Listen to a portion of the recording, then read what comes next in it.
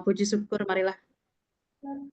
syukur marilah kita panjatkan kehadirat Allah Subhanahu wa taala bahwasanya pada hari ini di siang hari yang cerah ini berkat rahmat dan karunia-Nya kita dapat berkumpul kembali di dalam acara Merajut Integritas dengan tema Dampak Korupsi bagi Negara dan Rakyat Indonesia.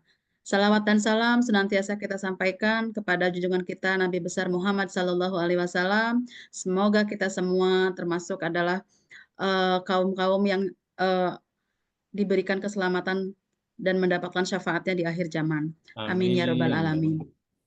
Untuk mempersingkat waktu, saya akan bacakan susunan acara. Yang pertama adalah pembukaan, lalu yang kedua sambutan dari Ketua Forum Penyuluh Anti Korupsi Provinsi Banten.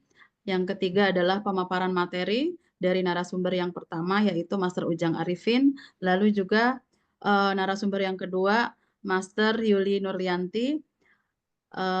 Selanjutnya disambung dengan diskusi, tanya jawab dan penutup.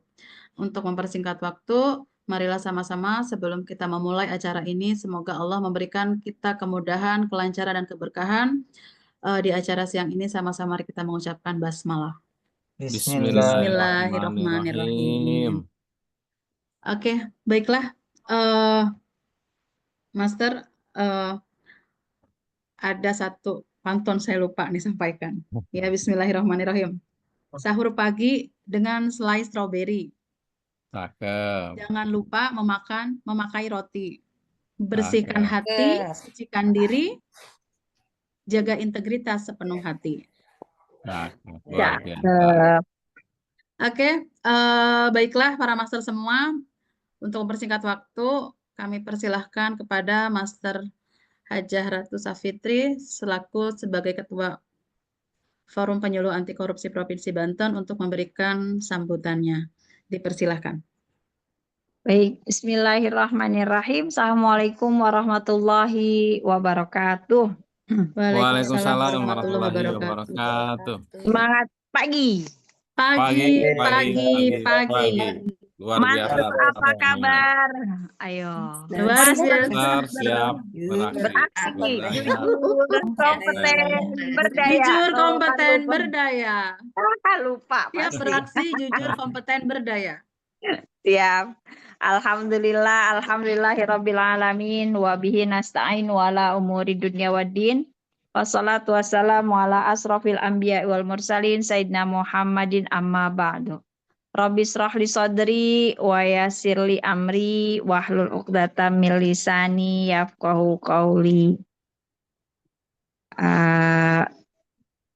Alhamdulillah pada kesempatan siang hari ini tentunya hadirin peserta Zoom online pada Forum Penyuluh Anti Korupsi Provinsi Banten, baik itu yang dari penyuluh ataupun masyarakat luar dari Provinsi Banten atau se-Indonesia, karena coba di-share juga untuk forum-forum lainnya di Ketua Forum, ya semoga ada yang membersamai dalam kegiatan kita yang sudah pasti ini luar biasa effortnya. Sudah pasti juga penuh keikhlasan dan keyakinan hanya untuk membersamai seperti apa kita bangsa ini ke depan, mau lebih baik atau tidak baik-baik saja. Mungkin kita forum hanya bisa memberikannya melalui merajut integritas ya di sini.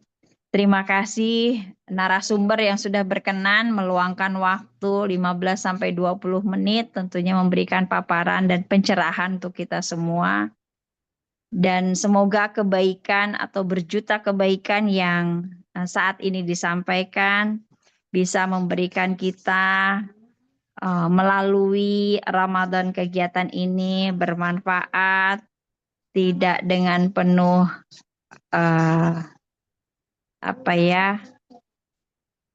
intinya semoga bermanfaat dan di bulan puasa ini ilmunya apalagi ya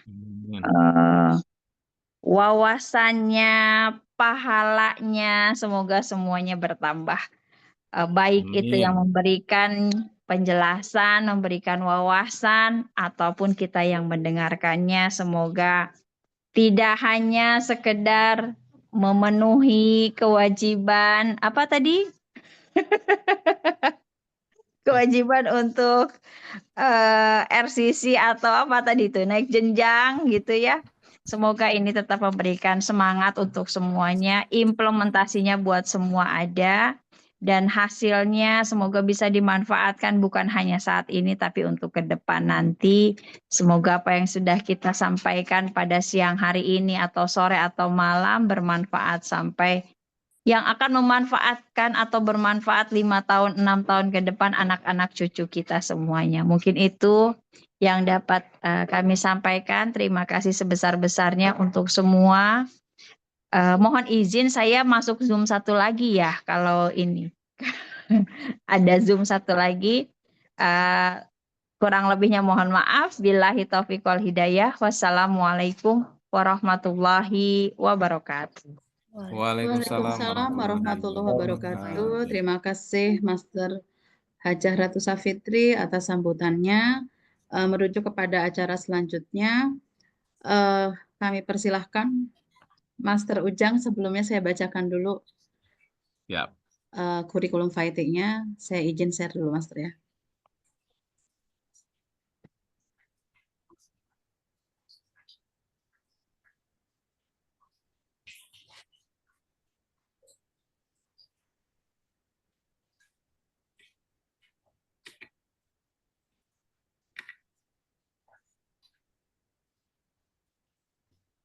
Oke, sudah ada Master?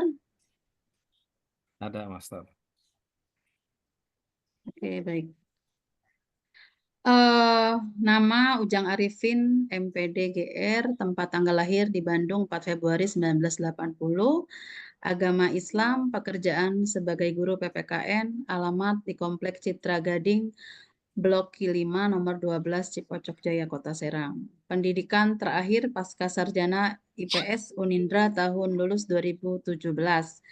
Pengalaman dalam organisasi, saya akan bacakan yang terbaru sebagai pengurus Forum Penyuluh Anti Korupsi Provinsi Banten tahun 2022 sampai dengan sekarang. Lalu juga pengurus organisasi Majelis Pimpinan Wilayah Pemuda Pancasila Provinsi Banten bidang pendidikan dan sumber daya manusia.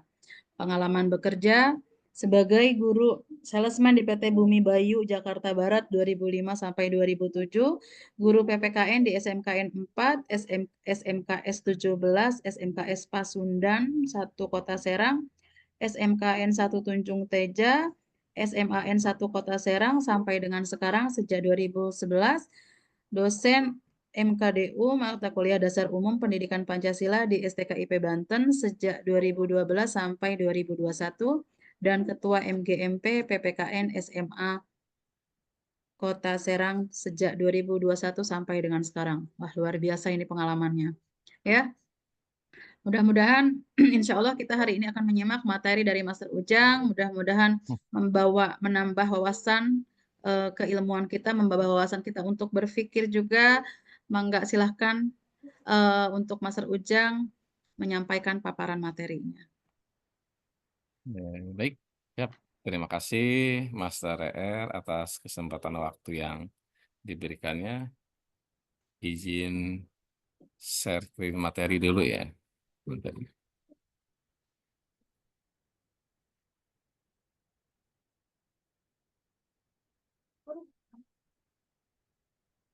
Sudah terlihat para Master?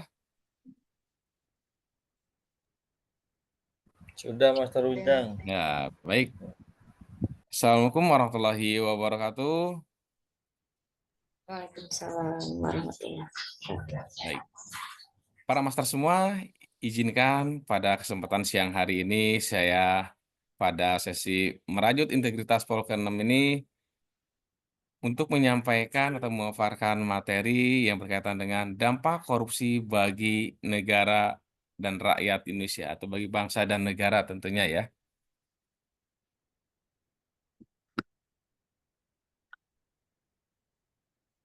Baik, kita lanjut. bahaya dan dampak korupsi. Baik. Dampak dan bahaya korupsi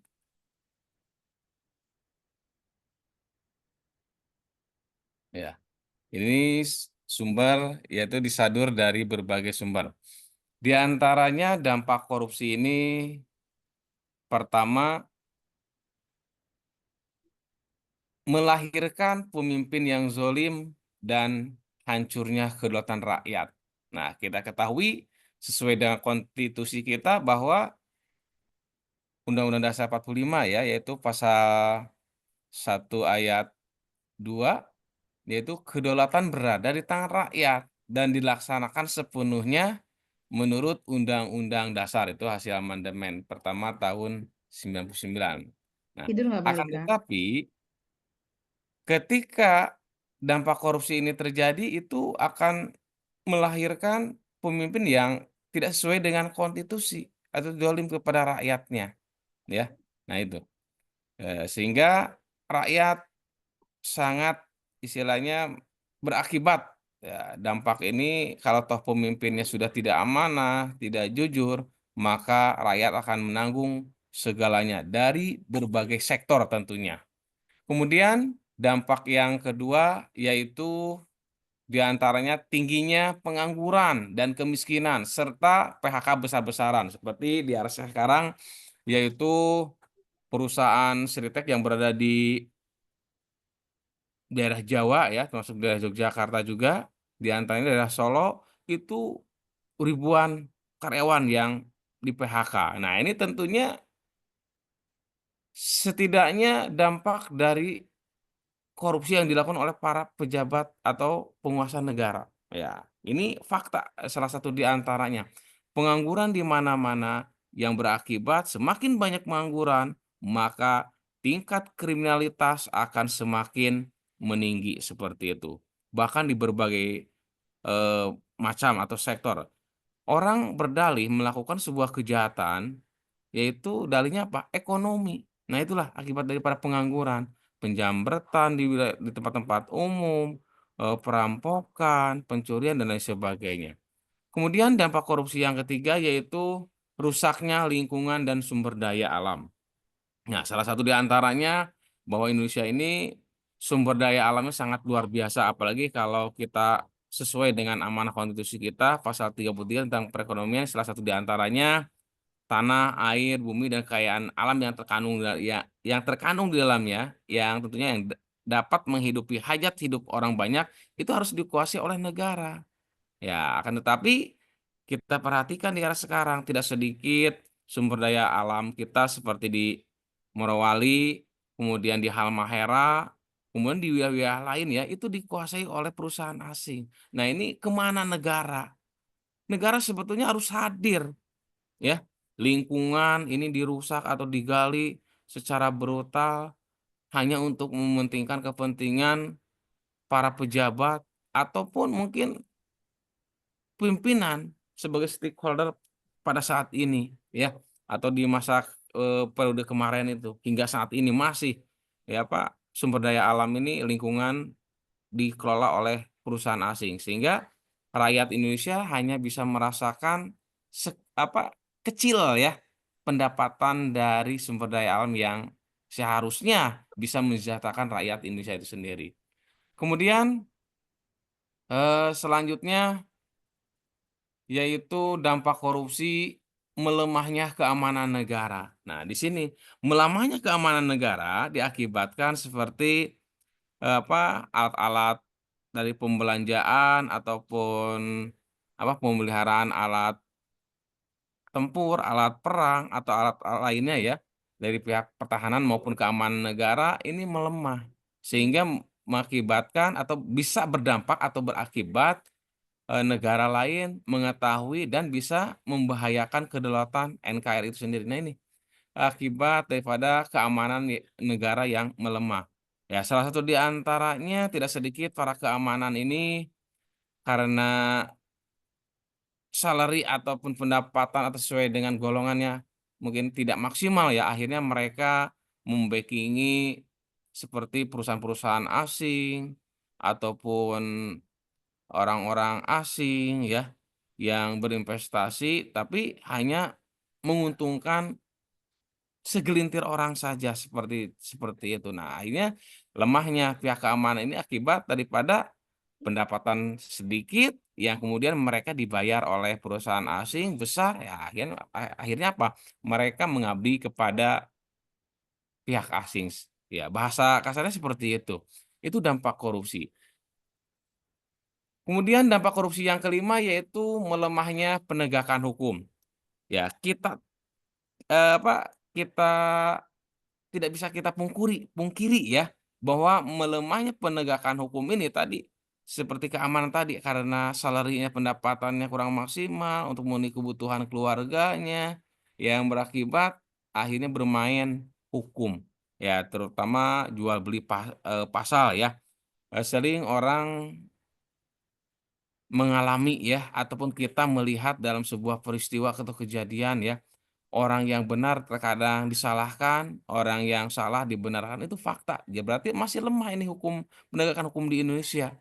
Nah, ke depan harapannya ada ataupun lahirlah aparat-aparat penegak hukum, baik dimulai dari tingkat kepolisian yang seperti Jenderal Hugeng yang sosoknya betul-betul berintegritas, kemudian di bidang jaksanya ada Baharudin Lopa yang betul-betul menjaga marwah penegak hukum.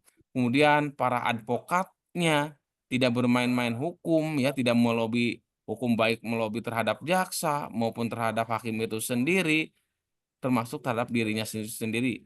Ya harapannya sebagai advokat ya harus betul-betul netral membela kliennya sesuai dengan sistem atau hukum yang ada di Indonesia.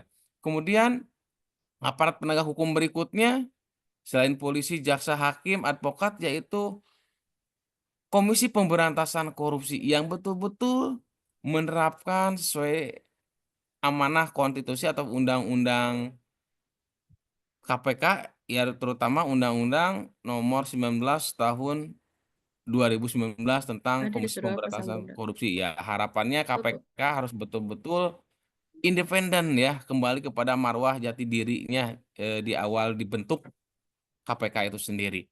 Nah ini, jadi dampak korupsi ini aparat penegak hukum ini melemah karena tadi disuap atau bahkan mungkin menerima suap dan lain sebagainya. Kemudian dampak yang keenam yaitu krisis moneter ataupun nilai tukar rupiah melemah. Ini terjadi dulu ketika awal reformasi tahun 99 ya. Bahkan di era sekarang saja 2008 dulu dan mungkin sekarang 2025 ya. Ya, kita bayangkan krisis ini salah satu di antaranya pernah langka yang namanya minyak goreng. Pernah langka yang namanya gas. Nah, ini dampak terhadap perekonomian rakyat Indonesia. Ya, baik, kita lanjut para master ya. Nanti sisi tanya jawabnya setelah materi selesai.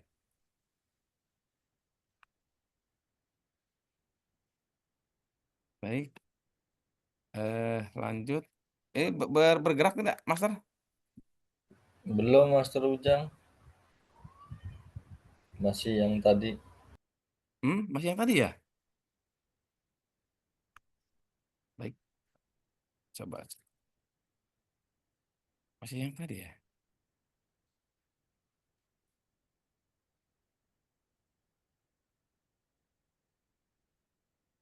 Masih belum juga, master ya? Belum. Belum, Master. Coba Ya. di close dulu Tadi ya. Ini udah nih. Udah ya? Sudah, Master. Baik. Yang kedua yaitu dampaknya di bidang politik. Baik. Di antaranya merusak sendi-sendi politik dan demokrasi ya.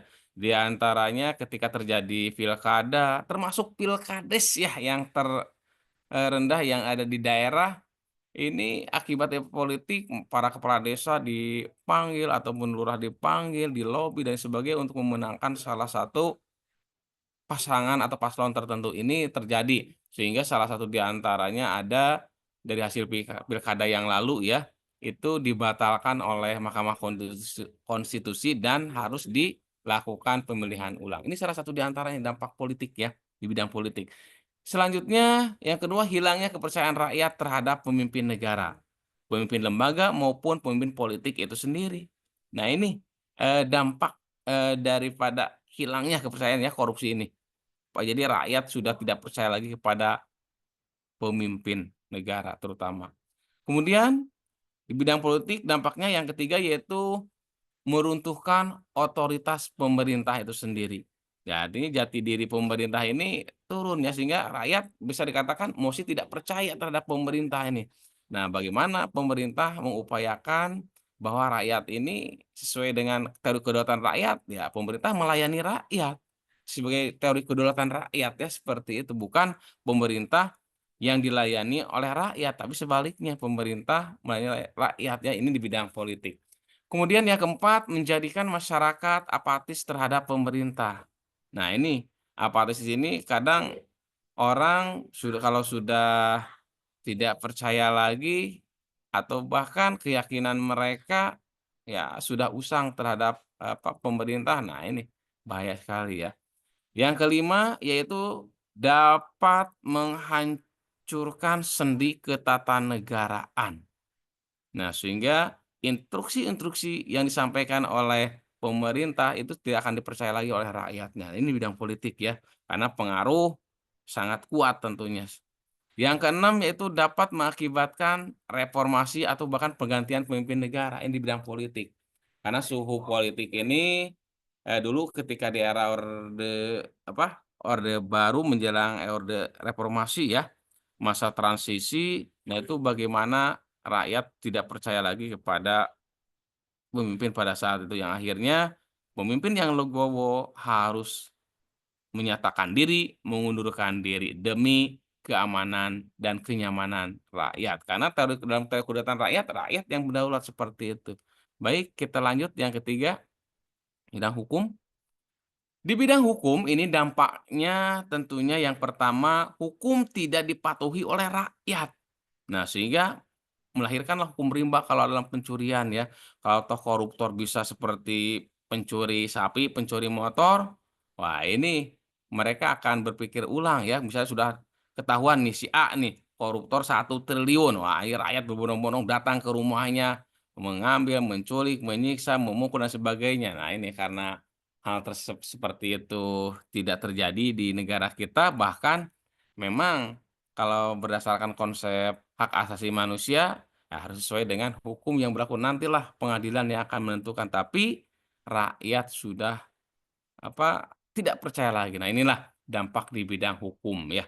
Bahkan terjadi kan beberapa kasus ternyata yang benar divonis, yang salah dibebaskan, itu terjadi. Nah, ini aparat penegak hukum harus betul-betul memiliki dan menerapkan nilai-nilai integritas sejujur-jujurnya, seadil-adilnya seperti itu agar rakyat tidak tersakiti, tidak terzolimi dan diperlakukan secara adil ya oleh aparat penegak hukum.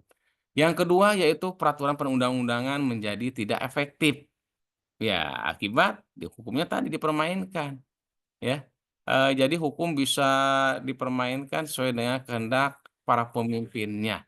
Ya, salah satu di antaranya ya yang pernah terjadi kan seperti Mahkamah Konstitusi bagaimana aturan-aturan tentang pencalonan wakil presiden akhirnya karena usianya kurang akhirnya dimudahkan seperti itu. Nah, itu salah satu di antaranya. Yang ketiga, terabaikannya kepastian hukum dan keadilan. Nah, ini dampaknya. Sehingga orang yang benar ini yang seharusnya mendapatkan kepastian kebenaran, tapi sebaliknya tidak mendapatkan kepastian kebenaran dan ketidakadilan. Ini dampak akibat hukum dipermainkan oleh aparat penegak hukum itu sendiri dari berbagai sektor ya. Dengan dalih mereka siapa yang bayar, apalagi seperti ada nyanyian kemarin ya kan, viral bayar ya kan. Nah, itu luar biasa. Itu harusnya introspeksi diri ya. Refleksi diri. Kita sebagai aparat penegak hukum ketika ada yang mengkritik ya kita welcome, harus terbuka seperti itu ya. Karena itu rakyat yang bersuaranya. Yang ketiga, yang keempat, dampak di bidang hukum yaitu tidak terjaminnya perlindungan terhadap hak asasi manusia, baik hak asasi pribadi, politik, sosial, budaya, termasuk hak asasi prosedural di bidang hukum dan pengadilan seperti itu. Yang keenam, yang kelima, menimbulkan berbagai pelanggaran hukum dalam negara. Ini dampaknya ya. Berbagai macam bisa terjadi ini. Yang keenam, dampak di bidang hukum yaitu memunculkan pengadilan jalanan atau bahkan main hakim sendiri. Ini terjadi ya. Ya, karena sudah saking jerahnya terhadap penegak hukum yang melalaikan hukum itu sendiri, akhirnya rakyat sudah jerah, akhirnya main hakim sendiri. Yang ketujuh, dampaknya di bidang hukum yaitu tidak adanya kedamaian dan ketentraman hidup.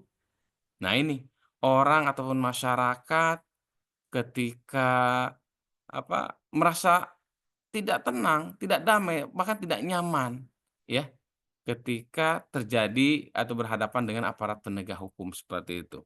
Dan yang ke-8, dampak di bidang hukum ini yaitu terciptanya kekacauan masyarakat. Ya, ini chaos ini terjadi ya. Bahkan dulu kasus Poso, kasus Sampit, kasus Maluku atau Ambon ya itu terjadi. Nah, ini terciptanya masyarakat yang chaos ya. Ya, bahkan akan ditunggangi oleh segelintir orang yang untuk kepentingan tertentu, entah itu di bidang ekonomi, di bidang politik, ataupun pertahanan atau keamanan, dan lain sebagainya. Dan yang ke-9, dampak di bidang hukum yaitu dapat memunculkan reformasi dan revolusi yang sangat besar. Baik, kita lanjut para master semua. Yang keempat yaitu di bidang pertahanan dan keamanan. Pertama, dampaknya yaitu menurunnya anggaran militer. Apalagi kalau alutsista kita kekuatannya minim, nah ini yang sudah dibaca oleh kekuatan militer asing, nah ini sangat bahaya sekali ya, seperti itu. Yang kedua, dampaknya di bidang pertahanan keamanan yaitu melemahkan alutsista ya militer, atau baik itu Tentara Nasional Indonesia maupun di bidang alutsista kepolisiannya. Kalau persenjataannya lemah, rendah kekuatannya, nah ini bahaya juga ya. Seperti itu. Dan yang ketiga, dampaknya yaitu dapat memunculkan penjahat-penjahat asing masuk ke wilayah suatu negara untuk mengeruk kekayaan bumi dan laut negara Indonesia terutama. Karena melihat alat kekuatan militernya lemah, sehingga pihak asing menganggap mudah seperti itu. Nah, itu dampak daripada di bidang pertahanan keamanan, sehingga ke depannya alat ataupun persenjataan pertahanan keamanan ini harus betul-betul ya mengikuti standar internasional sekarang. Bagaimana PT Pindad mampu melahirkan tank amfibi atau tank baja lainnya ataupun persenjataan canggih lainnya ya. Seperti persenjataan drone tanpa awak dan lain sebagainya seperti itu. Yang keempat, dampaknya yaitu negara lain dapat mengintervensi atau menginfiltrasi atau menguasai sebagian atau bahkan seluruh wilayah negara Indonesia. Dan yang kelima, yaitu memudahkan ideologi lain mengintervensi atau mengubah ideologi dasar negara, ya terutama dasar negara kita Pancasila ya menjadi dasar negara mungkin seperti komunis ataupun yang lainnya. Nah ini dampak di bidang pertahanan dan keamanan. Baik, lanjut.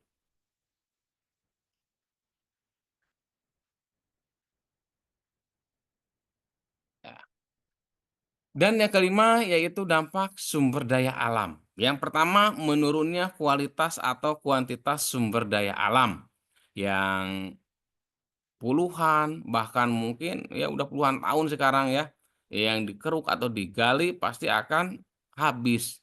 Nah ini dan hasilnya tidak dipergunakan. Nah inilah dampaknya sangat besar sekali ya, rusaknya sumber daya alam di Indonesia.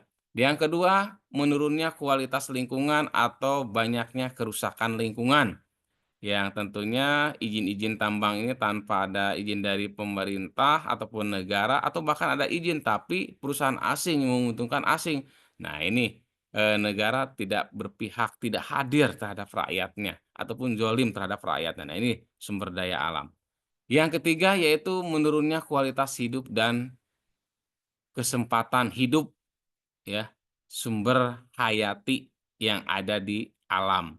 Nah, seperti biota lautnya, seperti kemarin kasus pagar laut 30,5 kilometer yang kemudian terumbu karangnya atau habitat lingkungannya itu ikut tercemari dan lain sebagainya. Termasuk limbah industri ya yang dibuang ke sungai. Nah, ini bahaya sekali. Baik, lanjut. Dan yang keenam yaitu terhadap otoritas pemerintah ini dampaknya. Pertama, pemerintah tidak dipercaya dan diabaikan oleh rakyatnya. Yang kedua, lembaga hukum tidak dipatuhi oleh rakyatnya. Yang ketiga, berkurangnya legitimasi masyarakat terhadap pemerintah, ya. Dan yang keempat, dapat mengakibatkan dicabutnya kekuasaan pimpinan negara. Nah, ini kalau sudah mosi tidak percaya ya yang dilakukan oleh rakyat. Karena tadi sesuai dengan konstitusi kita ya pasal 1 ayat 2, kedaulatan berada di tangan rakyat dan dilaksanakan sepenuhnya menurut Undang-Undang Dasar seperti itu. Baik.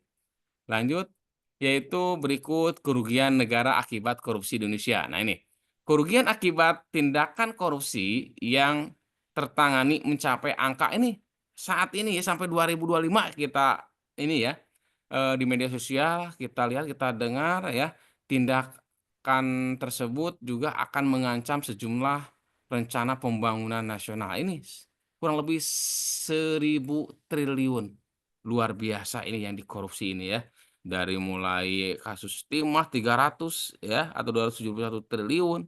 Kemarin kasus Pertamina yang terbaru kan. Waduh, kasus Asabri, kasus Jiwasraya, kasus BLBI. Waduh, ini kurang lebih 1.000 triliun ya yang dikorupsi. Tapi kalau tuh hukumannya betul-betul seperti hukuman mati atau mungkin sekarang dimiskinkan aja dulu aja, disita ya, dimiskinkan. Nah, ini baru ke depan kalau penegak hukumnya sudah betul-betul berintegritas ya, menerapkan hukum, baru hukuman mati bisa diterapkan ya. Tinggal dirubah saja mungkin undang-undang HAM-nya ya seperti itu ataupun di amandemen lah bahasanya. Kemudian berikutnya kerugian negara ini berdasarkan hasil riset para ekonom dalam rentan waktu 2015 hingga 2025, angka kerugian akibat tindakan korupsi di Indonesia ini mencapai angka 1.000 triliun.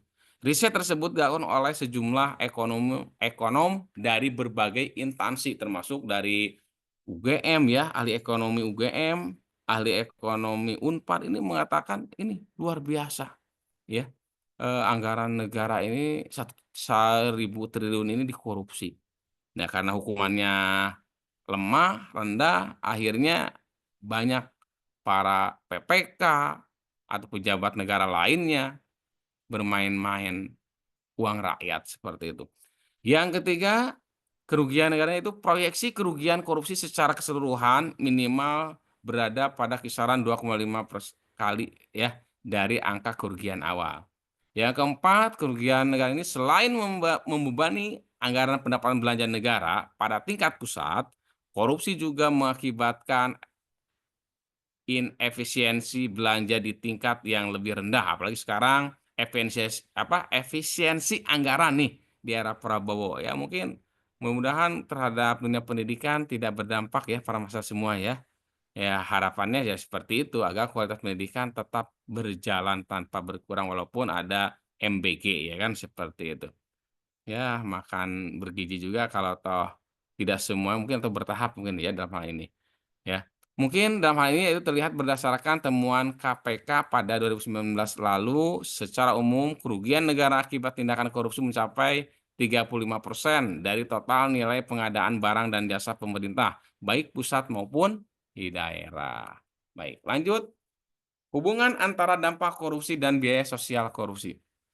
Ya, di antaranya dampak korupsi, lemahnya sistem ekonomi, ya, rendahnya aspek sosial, rusaknya sistem politik, lemahnya penegakan hukum, lemahnya keamanan negara, serta rusaknya sumber daya alam, termasuk sumber daya manusia itu sendiri yang bisa disuap seperti itu. Nah ini, kalau kita lihat berdasarkan grafik ya, piramida ini korupsi ini tercatat, ya tercatatnya sedikit ya dibandingkan dengan korupsi yang tidak tercatat. Banyak sekali ini korupsi yang tidak tercatat ya. Tercatat. Sebagian tindak pidana korupsi tidak diketahui atau tidak tercatat, hanya korupsi tercatat saja yang diketahui. Kemudian estimasi terhadap korupsi yang tidak tercatat belum bisa dilakukan karena belum ada survei mengenai korban korupsi di Indonesia. Sedangkan konsekuensi estimasi biaya sosial korupsi cenderung bersifat konservatif karena belum memperhitungkan biaya sosial dari korupsi itu sendiri. Baik, kita lanjut para master ya. Ya.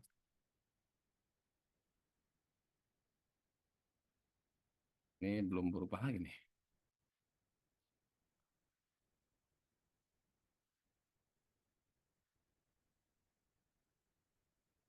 Bergeser tidak, Master?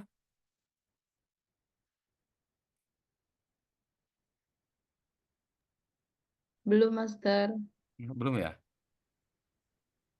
Belum. Sinyalnya lagi puasa, lemas. Iya, ada. Nah, udah. Terkadang.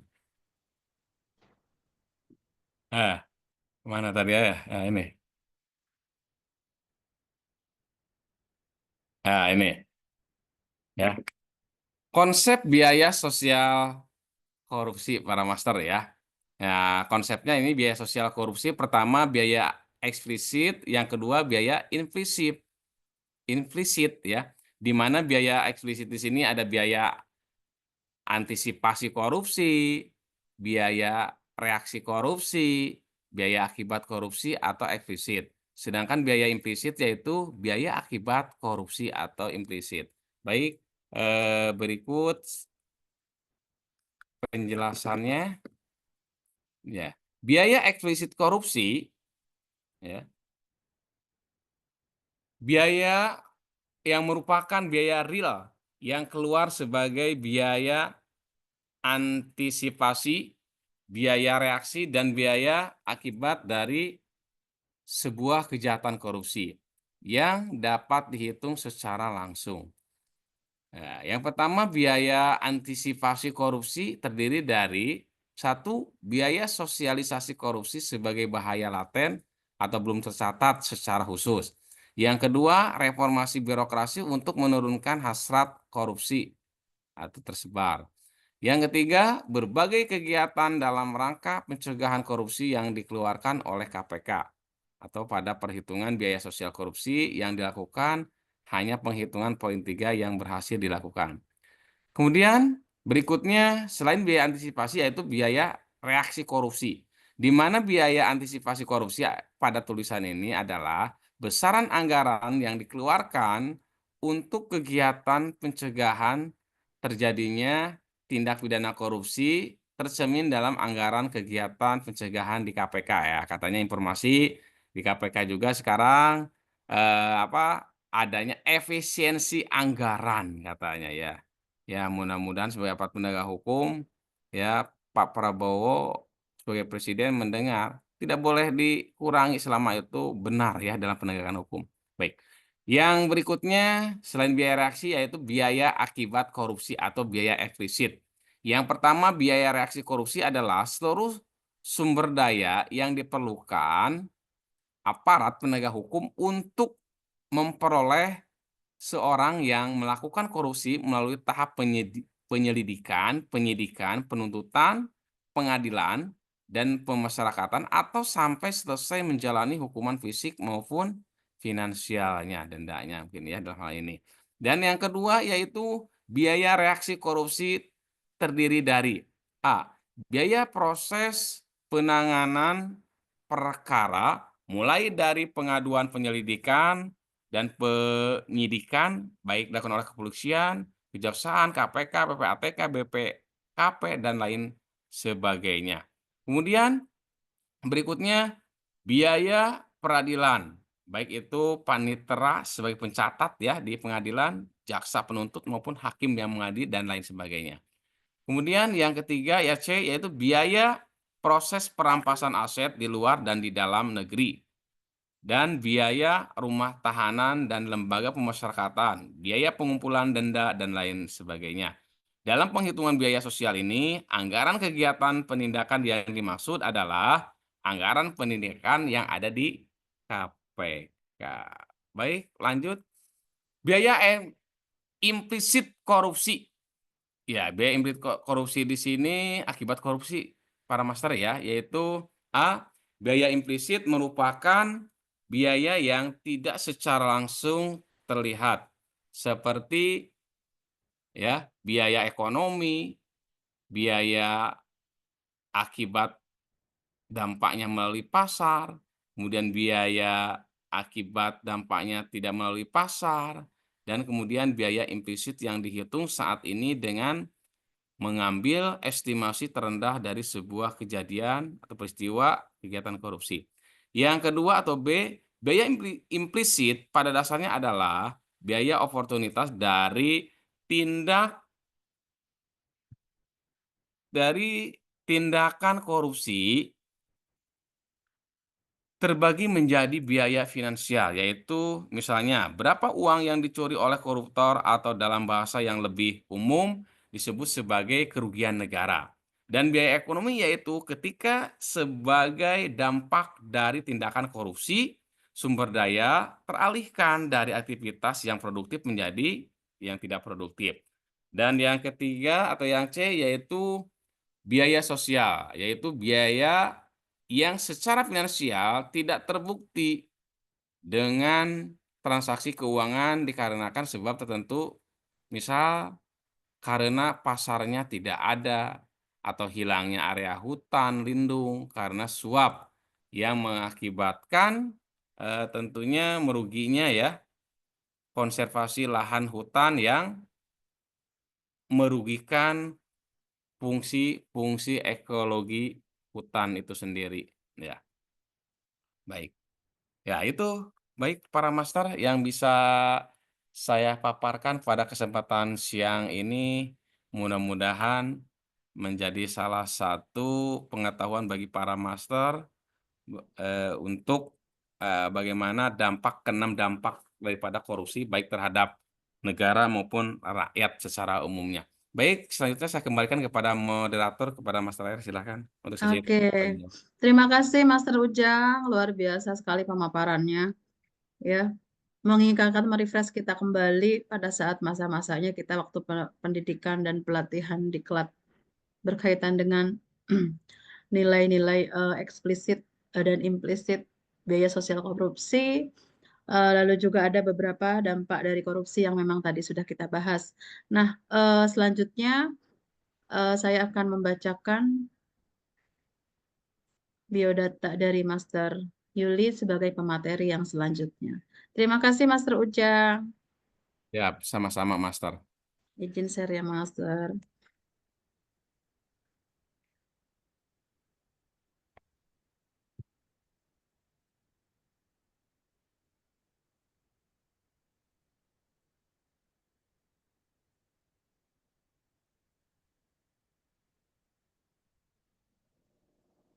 Oh, Master Yuli sudah langsung share ya? Tadi saya mau bacain. Master. Belum, Master. Di sini Master Yuli sudah share loh. Saya mau bacain itunya dulu.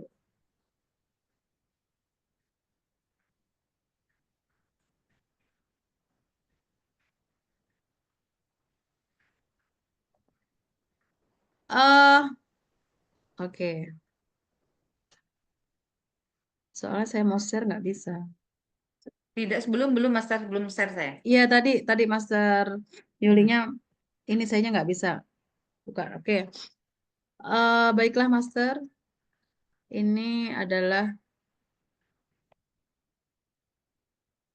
kurikulum Vaiti dari Master Yuli Nurlianti MPD, tempat tanggal lahir Garut 24 April 1981, berdomisili di Anyer, Serang, Banten. Riwayat pendidikan terakhir pasca sarjana Universitas Indraprasta PGRI. Riwayat pekerjaan 2010 sampai dengan sekarang bertugas di SMK Negeri 1 Anyer. 2021 sampai dengan sekarang juga bekerja di CV Sinar Multiteknik. Demikian sekilas tentang riwayat hidup, daftar riwayat hidup kurikulum vitae-nya Master Yuli Nurlianti. Oke, dipersilakan Master untuk memaparkan materinya.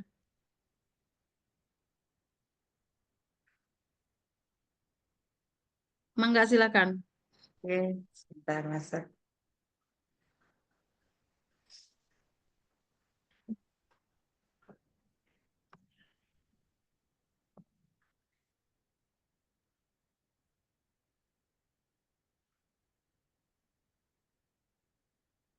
Sudah ngebuka belum Master? Ya, Oke, Sudah bisa? ya. ya, bisa Master. Oke. Sebelum dimulai terlebih dahulu, terima kasih Master ER sebagai moderator pada siang hari ini dalam acara merajut integritas sesi terakhir ya, kalau nggak salah Master ER ya. Iya, yang keenam terakhir. Oke, iya, izinkan saya untuk membacakan sebuah pantun terlebih dahulu. Air beriak tanda tak dalam, Cakep. Cakep, air tenang seperti berlian. Luar cakep. biasa. Izinkan saya mengucapkan salam untuk para master hebat sekalian dan juga adik-adik yang sudah bisa bergabung di Zoom pada siang hari ini. Bismillahirrahmanirrahim. Assalamualaikum warahmatullahi wabarakatuh. Waalaikumsalam Waalaikumsalam warahmatullahi warahmatullahi wabarakatuh. wabarakatuh. Yang terhormat Ibu Ketua Forum, Ibu Hajah Ratu Sapitri Hayati. Yang saya hormati para master hebat yang bisa bergabung pada siang hari ini dengan berbagai tantangannya menahan ngantuk ya sepertinya Mas Reer ya. Saya jam 11 baru datang ke rumah gitu Saya ya. dari jam 2 Master belum tidur. Iya. Ngantuk banget ini. Ya, terima kasih adik-adikku dari berbagai sekolah yang sudah bisa join pada Zoom siang hari ini. Partisipan kita sudah cukup lumayan banyak ini. Ada 230 nih Mas Reen. Mas Reen. Luar Iya, biasa. iya luar biasa. Masya Allah, kita hari Iya, ini ada banyak sekali. 230.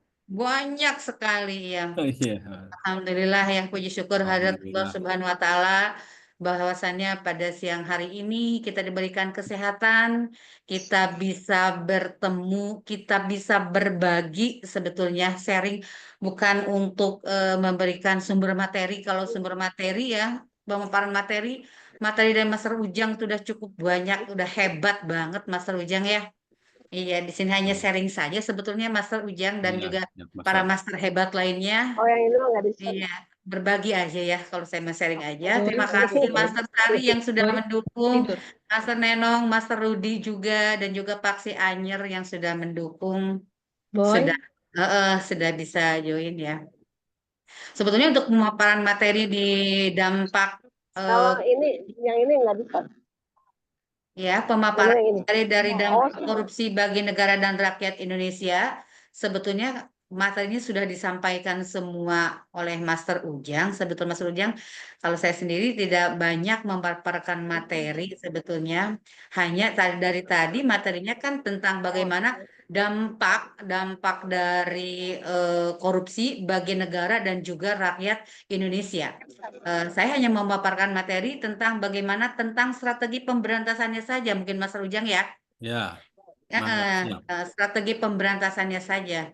Kalau untuk dampak sudah dipaparkan semua oleh Ya, Mas Ujang. Terima kasih Mas Ujang. Di sini sama-sama. hanya strategi pemberantasannya saja yang solusi menurut Pigeonot di sini.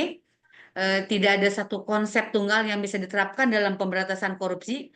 Oleh sebab itu, sebuah negara atau organisasi harus mencari sendiri solusi dengan cara yang paling sesuai. Nah, ada beberapa cara untuk memberantas korupsi. Ini ada Trisula pemberantasan korupsi. ada represif, ada tindakan takut melakukan korupsi gitu kan. Terus ada perbaikan sistem, saya tidak bisa melakukan korupsi. Dan yang ketiga ada edukasi, tidak mau melakukan korupsi. Solusi Trisula pencegahan korupsi juga ada penegakan hukum yang kuat, ada partisipasi masyarakat juga, terus ada reformasi administrasi dan juga sistem pengelolaan keuangan. Di mana tadi sudah penegakan hukum yang kuat juga sudah dibahas juga Mas Ujang ya. Tinggal Iya. bagaimana partisipasi kita sebagai masyarakat untuk bagaimana korupsi itu tidak terjadi, mengawasi jalannya. Kalau untuk audit, untuk mengawasi keuangan ada timnya ya dari Inspektorat Mas Ujang ya. Ya, Iya. tinggal kita bagaimana dari masyarakat, seperti saya pernah, bukan iseng ya, saya berbagi pengalaman di sini, saya iseng bertanya kepada para petugas ya jalan yang memperbaiki jalan raya di situ. Saya bilang ini kok perbaikan jalan kok nggak ada beres-beresnya gitu kan. Apa tidak bisa dibikin permanen sekalian ini jalan dibikin bagus, dibikin hot mix gitu kan, bikin bagus supaya tidak ada pelebaran jalan lagi, perbaikan jalan lagi. Lantas yang bikin nyesek dari jawaban para pekerja jalan yang memberikan jawaban atas pertanyaan saya waktu itu, kalau jalan dibikin permanen, kalau jalan dibikin bagus, itu tidak akan ada dana perbaikan jalan lagi dong, Bu, katanya seperti itu. Kebetulan waktu itu pertanyaan saya itu belum menjadi seorang penyuluh ya, para master sekalian, belum menjadi seorang penyuluh, hanya saja suka penasaran gitu ya. Nah, oh seperti itu gitu kan. Nah, begitupun dengan pembangunan yang dilakukan oleh para pembangunan pemerintah gitu ya, pemerintah. Kok pembangunannya nilai nominalnya besar, tetapi pembangunannya kok asal-asalan seperti ini gitu kan. Ternyata setelah diamati banyak sekali tindakan-tindakan korupsi yang dilakukan oleh para oknum ya, tidak mungkin tidak semua, oleh para oknum untuk melakukan pembangunan milik pemerintah tersebut.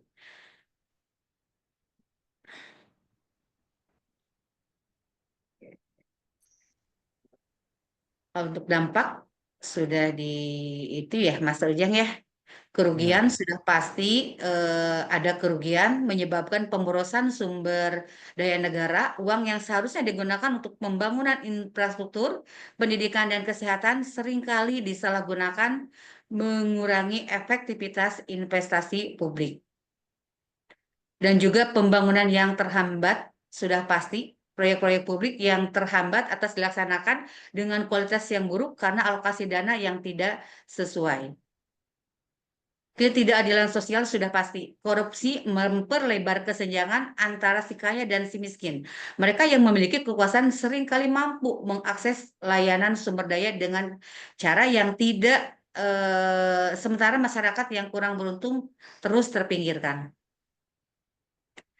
Menurunkan kepercayaan publik. Ketika korupsi merajalela, kepercayaan masyarakat terhadap pemerintah dan institusi publik menurun. Hal ini dapat mengurangi partisipasi masyarakat dalam proses demokrasi dan memperburuk stabilitas politik. Birokrasi yang inefisien,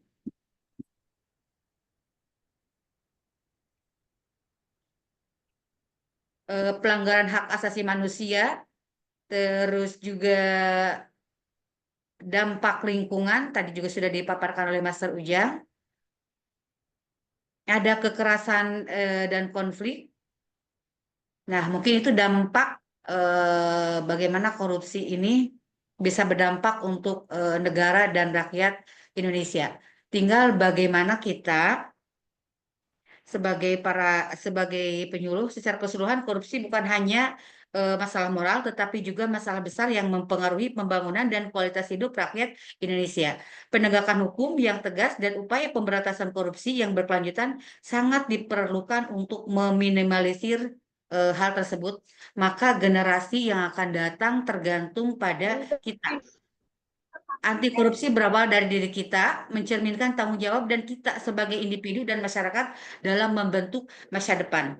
Korupsi merupakan salah satu masalah yang utama yang menghambat kemajuan dan kesejahteraan suatu bangsa. Maka dengan demikian ada beberapa langkah yang akan kita ambil dalam upaya ini. Yang pertama, edukasi dan lingkungan, yaitu meningkatkan kesadaran tentang bahaya korupsi dan pentingnya integritas melalui pendidikan dan kampanye sosial. Yang kedua, teladan, menjadi contoh yang baik dalam perilaku sehari-hari dengan menghindari tindakan korupsi, berbohong, dan tidak transparan dalam kegiatan apapun.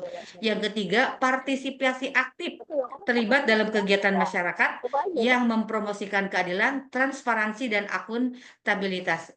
Yang keempat, pelaporan dan pengawasan. Yang kelima, membangun sistem yang baik. Maka dengan tindakan yang konsisten dan kolektif, kita dapat memberikan kontribusi nyata dalam membentuk generasi yang lebih baik dan bebas dari korupsi. Perubahan yang signifikan seringkali bermula dari langkah-langkah kecil yang diambil oleh individu-individu yang peduli. Untuk pemaparan materi dari saya dicukupkan sekian. Untuk yang terjadi pada saat ini sebetulnya Mas Rujang sangat memprihatinkan yang terjadi di negara kita, Mas Rujang ya. Iya, betul, Mas Al. Iya, kadang saya juga bingung kalau terjadi kasus-kasus korupsi itu. Kadang di sekolah itu semua warga sekolah menanya, kok bisa terjadi, termasuk murid juga. Oh Bu, ada kasus ini seperti itu. Bingung Mas Rujang ya. Maka dampak dari korupsi itu yang akan yang akan merasakan dampaknya itu mungkin generasi ke depannya, Mas Rujang ya. Dampaknya mungkin itu saja Mas Rujang ya, pemaparan materi dari saya. Izinkan saya menutup pantun terlebih dahulu. Burung dara, burung cendrawasih, Cakep. cari dulu di Papua. Cukup sekian Wah, dan jauh. terima kasih. Semoga bermanfaat bagi kita semua. Wabillahi taufiq wal hidayah. Wassalamualaikum warahmatullahi wabarakatuh. Mungkin selanjutnya Waalaikumsalam warahmatullahi Waalaikumsalam wabarakatuh. warahmatullahi wabarakatuh. Terima kasih Master Yuli untuk paparan yang diberikan. Saya kalau lihat ini Master Yuli sama Master Ujang ini sebenarnya janjian nggak sih gitu bahas materinya? Karena kalau saya perhatikan nyambung atau sebelumnya sudah ada diskusi dulu di belakang gitu ya. Oh tidak ada Mas Ujang, pada sebelumnya kita nggak. Berarti memang ini semalam sehati ya. juga ya. Iya, tidak ada. Berarti memang sudah satu hati ini gitu. Jadi klop gitu. Apa yang Master Ujang paparkan itu berkenaan dengan masalah apa namanya dampaknya gitu kan. Lalu Master Yuli juga memaparkan tentang apa upaya yang dilakukan apabila apa sih dampak dari korupsi. bedanya berapa ini? Oh, 1 cm. Oke. Sepertinya Master Sari ini masih belanja. Jadi ada ukuran berapa senti. Oke, Master. 34. Masih nganter. 36. Tapi apa yang disampaikan Master Ujang tadi dengan Master Yuli memang udah nyambung ya. Apa namanya untuk materinya. Jadi klop begitu ya. Tadi Master Ujang menyampaikan sudah dengan panjang lebar untuk dampak korupsi yang memang kenapa menjadi extraordinary crime itu memang karena apa namanya dampaknya yang begitu hebat ya untuk berbagai sektor. Jadi akibat dari tindakan-tindakan yang dilakukan oleh para koruptor ini kan yang sengsara rakyat sih. Kayak sekarang kan kita aja yang banyak pembebanan untuk rakyatnya begitu. Sementara untuk tindakan untuk koruptornya sendiri kan masih belum memiskinkan koruptor gitu. Sementara rakyat sampai saat ini kan menjadi miskin gitu sebetulnya. Dan dampak dari korupsi itu di berbagai sektor ya yang akan mengganggu ke semua sektor. Tadi Master Yuli juga sudah menyampaikan bagaimana pencegahannya sebenarnya Master Yuli ya, bagaimana berdampak korupsi ini dan bagaimana kita harus melakukan pencegahannya. Kalau saya rasa sih materi yang disampaikan sudah bagus ya dari kedua narasumber kita. Ya. Maaf ini saya sinyalnya rada lup-lup. Mungkin yang lain bisa menambahkan, silakan. Terima kasih Master. Silakan Master, barangkali ada yang mau ditanyakan atau juga mau saling melengkapi materi yang kita sampaikan di siang hari ini, karena pada dasarnya hari ini kita bukan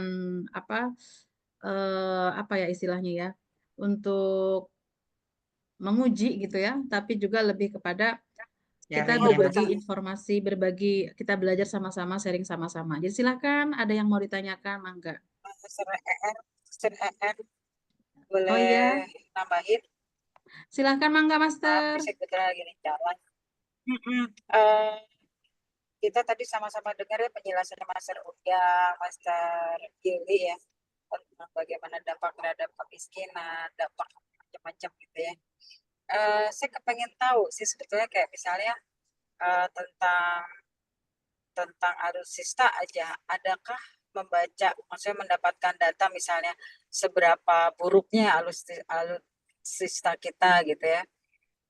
Lalu misalnya kayak gambaran kemiskinan, adakah bisa menggambarkan secara realnya seperti apa kemiskinannya gitu, misalnya kayak ya apa yang ditemukan gitu ya, supaya kita tahu oh jadi base theory itu terbukti dengan fakta data-data gitu. Ada nggak tuh Master? Pengen sih dari tadi saya pengen dengar, ada nggak ya, ternyata sampai akhir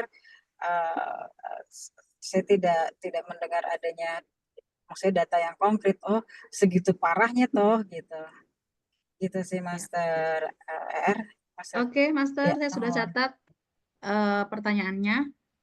Ya, saya lihat ini ada Master Iik Himatullah. Silahkan mangga, Master. Bismillahirrahmanirrahim. Assalamualaikum warahmatullahi wabarakatuh.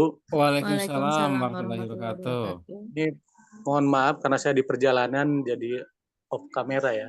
Ya, nggak apa-apa, Ini Master Iik, silahkan. disampaikan oleh Master Ujang, emang saya sepakat ya. Itu begitu jelas terkait mengenai dampak. Ya tentunya kita tidak sepakat bahwa korupsi itu tidak memiliki dampak positif, tentunya negatif. Itu dan merupakan salah satu ketentuan yang pasti tidak ada seolah-olah ada sisi positif gitu ya. Nah, tadi tersirat juga disampaikan bahwa biaya untuk korupsi dalam hal ini adalah penanganan korupsi ya, tentunya menggunakan biaya besar. Contoh yang paling sederhana. Orang yang diciduk karena korupsi itu akan mengeluarkan biaya juga. Kita bisa lihat yang korupsi itu dia disorot di televisi, ada ada pers dan ada konvensi pers juga ya.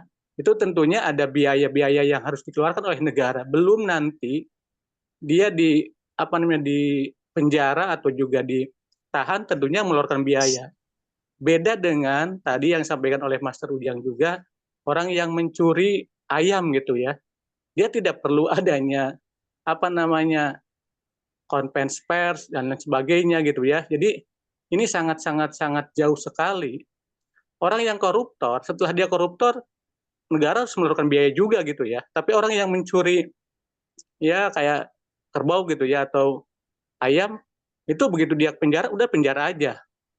Mungkin dia di situ sudah dimiskinkan. Nah ini salah satu yang menjadi fenomena bagi kita juga gitu ya. Jadi kata untuk memiskinkan korupsi itu hilang gitu ya. Jadi ini pendapat saya juga. Dan ini mungkin menambahkan dari yang disampaikan oleh Mas Ujang.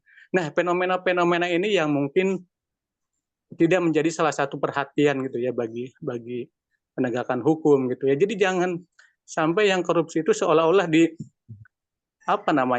disanjung-sanjung seperti secara tidak langsung itu ya, bahwa negara sudah mengeluarkan biaya untuk dalam hal penanganan gitu ya, tapi kepada kejahatan-kejahatan yang lain itu ya begitu dia tertangkap udah di penjara gitu ya, tidak ada harus dia yang lainnya gitu ya, contoh misalkan dengan adanya TKP dan sebagainya untuk menemukan bukti. Nah ini salah satu yang menurut saya ketidakadilan di negara ini tidak terlihat. Jadi yang susah melebihi susah, yang melakukan tindakan dan merugikan negara yang tadi disampaikan oleh Mr. Ujang sampai ribuan triliun, malah ke sana juga negara harus mengeluarkan biaya juga gitu ya untuk biaya operasional dan lain sebagainya. Nah mungkin itu saja yang menjadi tambahan materi yang disampaikan oleh kedua master itu. Saya apresiasi pada Master Ujang dan yang master yang lainnya. Ini salah satu bentuk integritas kita terhadap seolah-olah penegakan hukum untuk memberantas korupsi. Mungkin itu saja. Sekian. Assalamualaikum warahmatullahi wabarakatuh. Waalaikumsalam Waalaikumsalam warahmatullahi warahmatullahi wabarakatuh. Terima wabarakatuh. kasih Master Iik untuk tambahan informasinya yang diberikan kepada kami. Selanjutnya ada Master Adi Wibowo. Silahkan. Master Ada Rudi. yang mungkin mau disampaikan atau berupa pertanyaan? Mangga. Baik, Assalamualaikum warahmatullahi wabarakatuh. Waalaikumsalam warahmatullahi wabarakatuh. Sebelumnya mohon maaf, Bapak Ibu, kamera saya tidak bisa dinyalakan karena sedang gangguan. Ya, lanjutkan, Master. Kenalkan, nama saya Adi Wibowo dari SMA Negeri 1 Anyer. Saya selaku pelajar izin bertanya dan menyampaikan pendapat saya. Menurut saya, sekarang ini korupsi banyak terjadi di berbagai sektor. Tidak terkecuali adalah di sektor pendidikan yang kemungkinan dilakukan oleh para oknum pejabat di tingkat atas, baik berupa pemotongan anggaran untuk sektor pendidikan. Seperti yang kita ketahui, sektor pendidikan juga merupakan salah satu sektor yang mendapat penggelontoran dana yang cukup besar dari pemerintah. Sehingga dengan adanya oknum koruptor dalam sektor pendidikan akan banyak berdampak bagi sektor pendidikan tersebut. Nah, saya izin bertanya, bagaimana peran Paksi dalam meminimalis angka korupsi di sektor pendidikan, dan apa yang harus kita lakukan sebagai penerus bangsa untuk menurunkan korupsi di masa yang akan datang. Terima kasih. Sebentar ya. Bagaimana peran Paksi dalam menurunkan korupsi di bidang pendidikan untuk Bagaimana tadi? Bagaimana peran Paksi dalam menekan angka korupsi di sektor pendidikan, dan apa yang harus kita lakukan sebagai generasi bangsa terkait korupsi yang marak terjadi supaya tidak semakin buruk di masa depan. Terima kasih. Terima kasih. Bagaimana Master, ada satu lagi nih, apakah kita 2 pertanyaan dulu atau mungkin langsung 3 pertanyaan? Langsung pertanyaan dulu aja semua, Master. Oke. Silahkan, Suci Triana dari SMAN 1 Anyer. Wah, ini dari Anyer juga dua-duanya. Bagus, ikut membersamai Anyer. Iya. Ini dari Pontang nggak tahu nih pada kemana.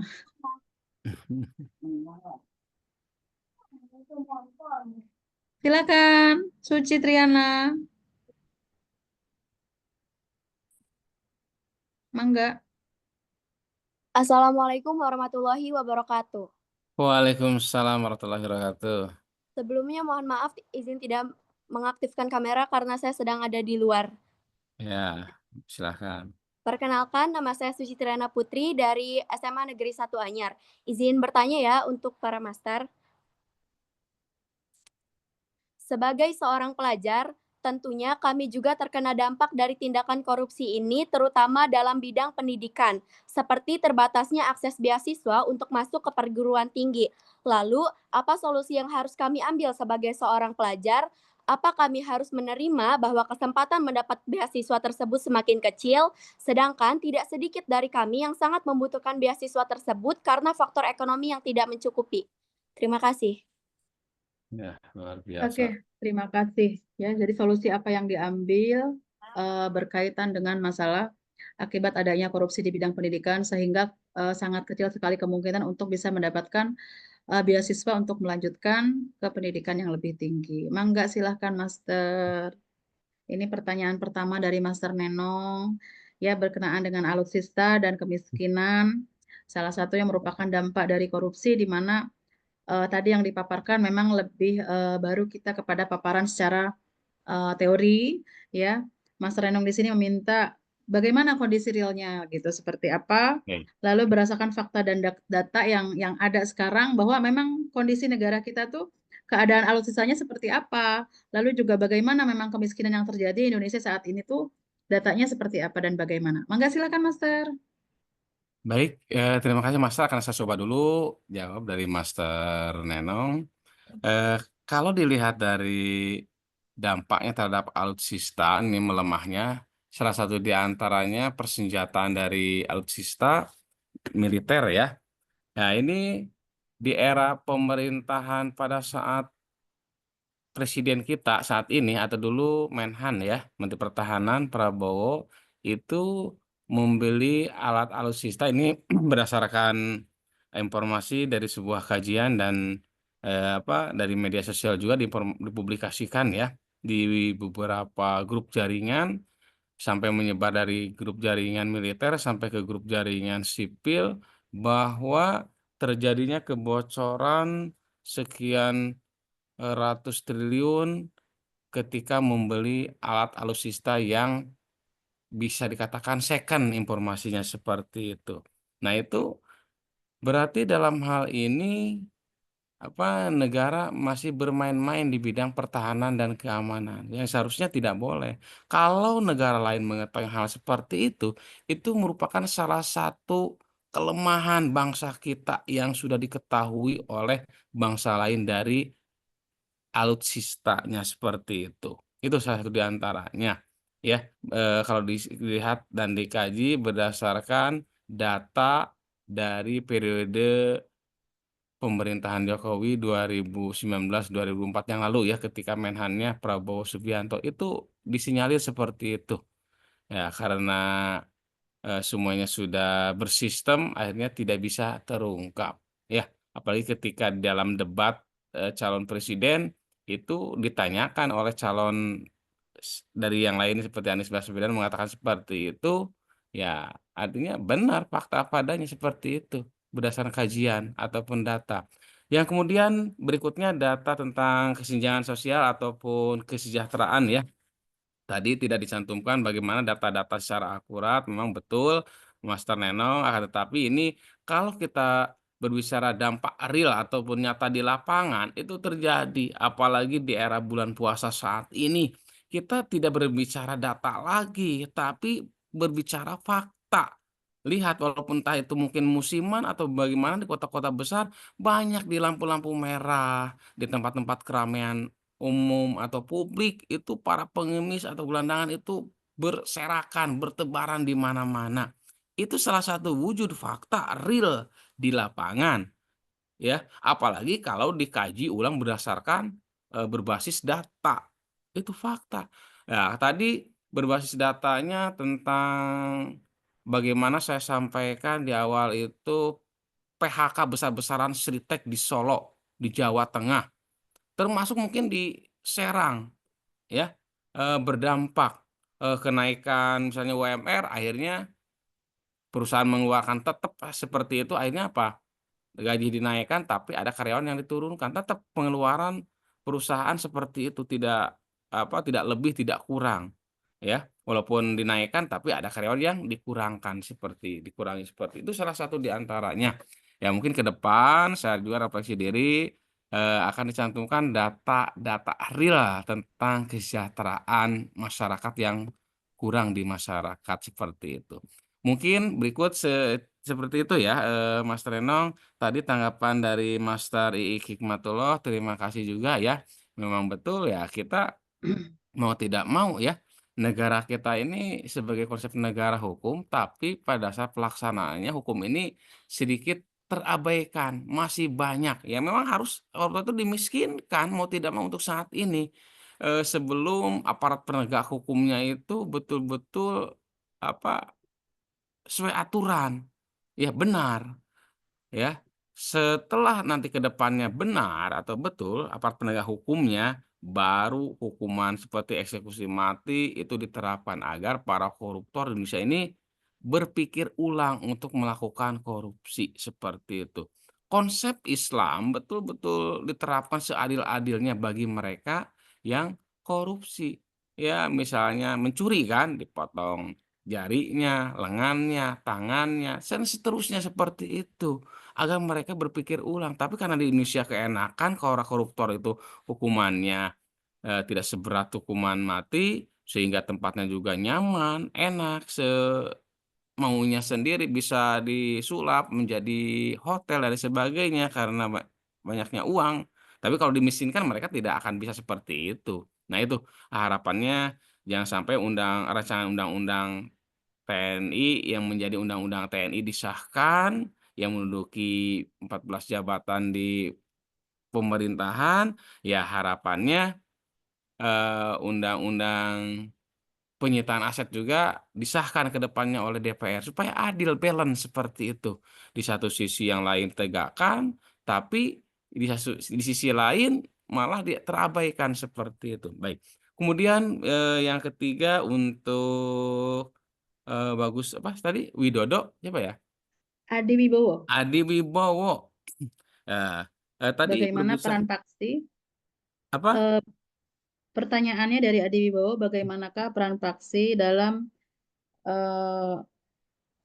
menurunkan angka korupsi di bidang pendidikan? Apa yang harus dilakukan agar tidak terjadi atau terulang di masa yang akan datang? Baik. Seperti Di itu. bidang pendidikan tentunya dari mulai kementerian sampai ke dinas pendidikan provinsi, kabupaten kota, sampai ke kepala sekolah itu betul-betul ada yang mengawasi dan pelaporannya jelas, tidak menggunakan seperti laporan LPJ-nya ya, laporan pertanggungjawabannya menggunakan stempel bodong ataupun anggarannya mengada-ada yang tadinya misalnya seharusnya 100.000 dijadikan 1 juta stempelnya laporannya. Nah inilah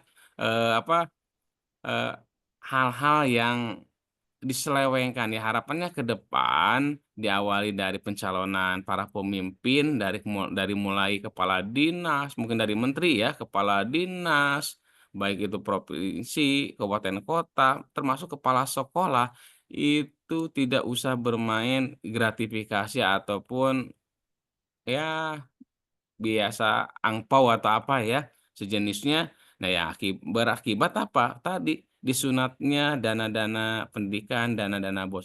Kemudian kiat-kiat ke depannya kita sebagai pelajar ataupun mungkin mahasiswa ya awali dari diri sendiri kita. Kita mulai saat ini berusaha untuk hidup benar ya. Biasakan yang benar, jangan membenarkan yang biasa ya. Berani untuk benar walaupun sendirian, itu kutipan kalimat terakhir dari Baharudin Lopa. Walaupun banyak orang yang salah, karena banyak yang sama-sama salah. Berani atau berusaha untuk benar walaupun sendirian. Walaupun saat Wibowo adalah sebagai siswa, kita awali dari diri sendiri kita menanamkan nilai-nilai integritas termasuk diantaranya jujur, mandiri, tanggung jawab, berani, sederhana, peduli, disiplin, adil, serta kerja keras sebagai siswa ataupun pelajar ya. Ya, kiat-kiatnya ke depan awali dari diri sendiri. Ya, kita mau kapan lagi karena kita sebagai calon pemimpin di masa yang akan datang. Adapun berbicara pemimpin yang korupsi ke depan sudahlah sebagai contoh yang kemudian yang harapannya ke depan kalau toh ada temuan bisa diberikan investment ataupun sanksi oleh aparat penegak hukum. Jika tidak ya mungkin lolos saja ya awali dari kita saat ini dan ke depan harus baik dan lebih baik lagi sebagai calon pemimpin di masa yang akan datang. Kemudian berikutnya untuk Saudari Triana.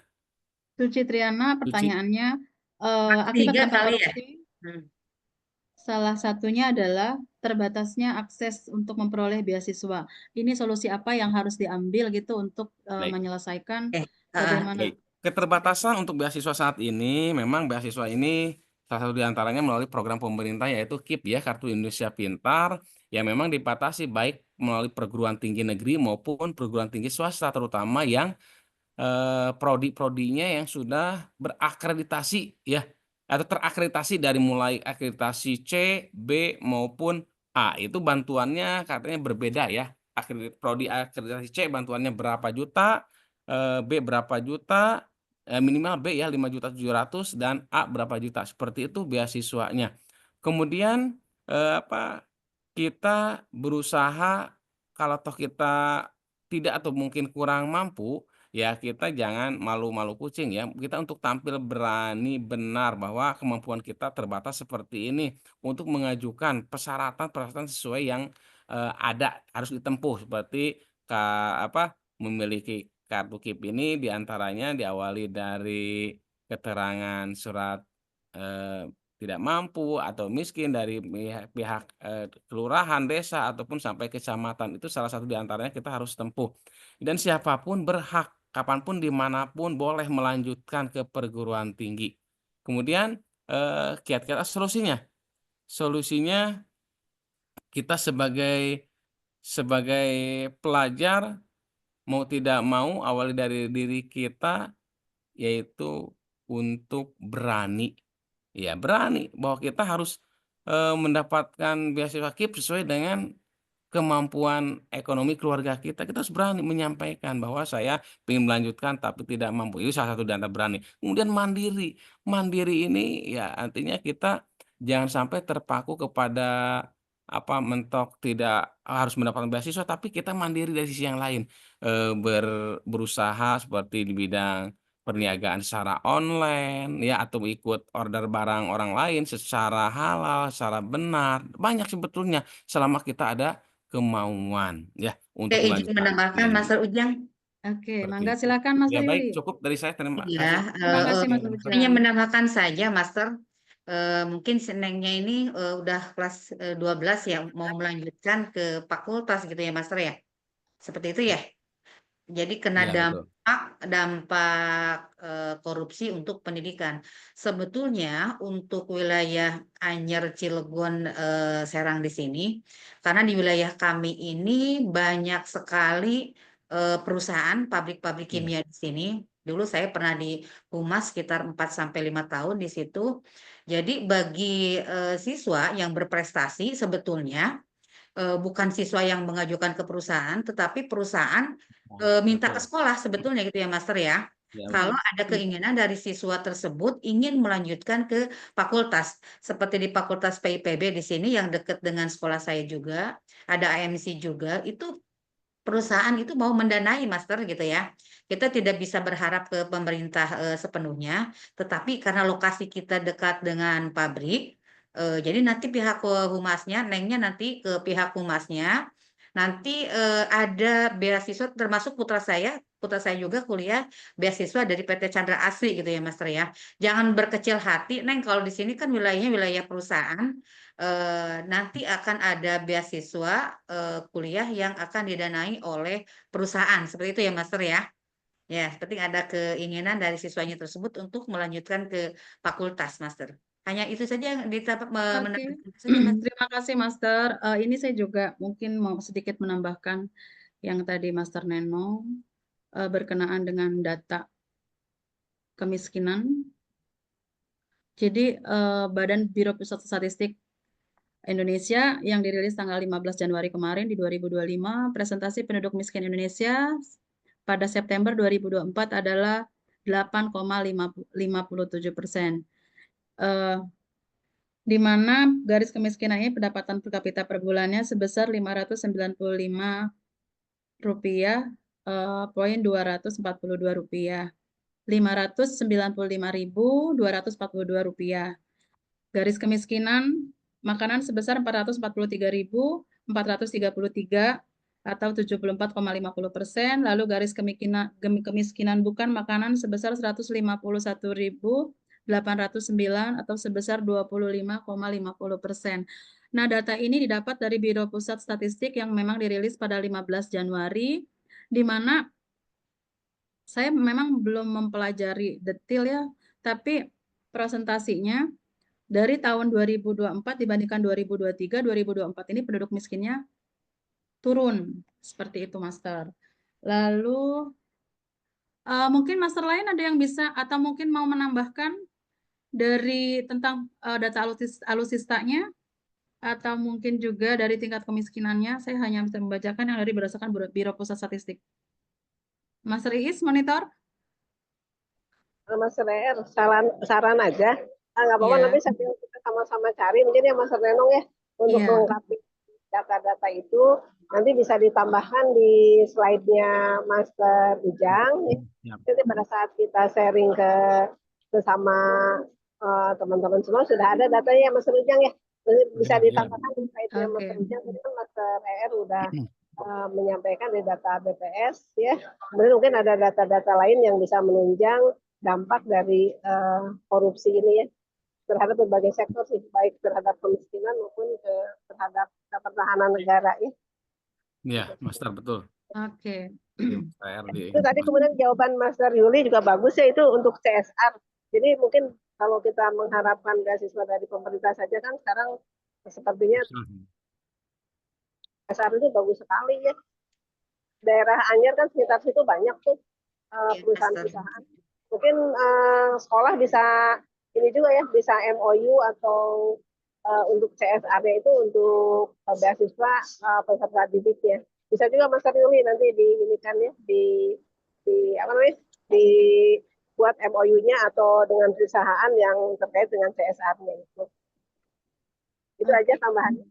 Terima kasih Master. Waktu kita sampai dengan 15.30, ada waktu 3 menit lagi. Adakah yang mau disampaikan lagi sebelum saya nanti membacakan kesimpulan yang kita peroleh dari materi hari ini? Mungkin ada yang memberikan tambahan. Oke. Bagaimana Master, cukup? Cukup, punya waktu 4:30, Master. 3:30. Sabar Master. Aja Master Ujang mah, ya. Ya. Alhamdulillah ya, kita sudah selesai sesi 6. Ya, merajut integritas yang ke-6, Master. Volume ke-6, alhamdulillah lancar semuanya ya untuk merajut integritas, partisipasi teman-teman juga alhamdulillah. Master Rudi yang selalu always menemani kita semua, ya, Master semuanya nih. Nuhun. Iya. Oke, baiklah Master, sedikit akan saya bacakan kesimpulan di hari ini bahwa dampak korupsi itu sangat luar biasa sekali dampaknya, terutama di dalam berbagai aspek kehidupan. Yang pertama adalah tingginya pengangguran dan kemiskinan disertai PHK yang besar-besaran. Kedua juga rusaknya lingkungan dan sumber daya alam, melemahnya keamanan negara, melemahnya penegakan hukum di negara kita, adanya krisis moneter dan nilai tukar rupiah yang semakin melemah juga melahirkan pemimpin-pemimpin yang zalim sehingga mengakibatkan hancurnya kedaulatan rakyat. Beberapa upaya yang dilakukan ya di dalam memberantas tindakan akibat dampak dari korupsi tersebut adalah yang pertama, dengan memberikan edukasi terhadap diri kita dan lingkungan kita dengan menanamkan nilai-nilai anti korupsi, nilai-nilai integritas ke dalam diri kita. Begitu juga dengan lingkungan yang ada di sekitar kita. Marilah kita juga menjadikan teladan di dalam perilaku dalam kehidupan sehari-hari, lalu juga berpartisipasi aktif di dalam kegiatan anti korupsi. Salah satunya adalah forum yang kita laksanakan, kegiatan webinar di hari ini. Lalu juga setiap program yang ada yang diberikan oleh pemerintah juga dilakukan secara pengawasannya maupun pelaporannya harus betul-betul diawasi secara ketat dan berkesinambungan sehingga ada perbaikan-perbaikan ke depannya agar tidak terjadi lagi banyak kebocoran-kebocoran dana yang merugikan bagi masyarakat Indonesia. Dan diperlukan juga salah satunya adalah membangun adanya sistem yang sangat baik sekali bagi keberlanjutan program-program yang ada di negara kita yang dampaknya nanti apabila korupsi semakin banyak menurun hingga memberikan kemakmuran bagi masyarakat, bangsa, dan negara. Saya rasa itu saja yang bisa saya simpulkan dalam kegiatan hari ini. Jadi mohon maaf atas segala kekurangan, ada sedikit pantun dari saya. Buah nanas, buah ceri. Dicampur gula enak sekali. Sekian acara hari ini. Sampai bertemu di kemudian hari. Terima kasih Master sebelumnya. Ya, mohon maaf atas segala kekurangan. Saya minta tolong kameranya dibuka dulu semua. Kita akan ambil dokumentasi dulu. Jangan lupa Master, link absensi sudah ada ya. Jadi bisa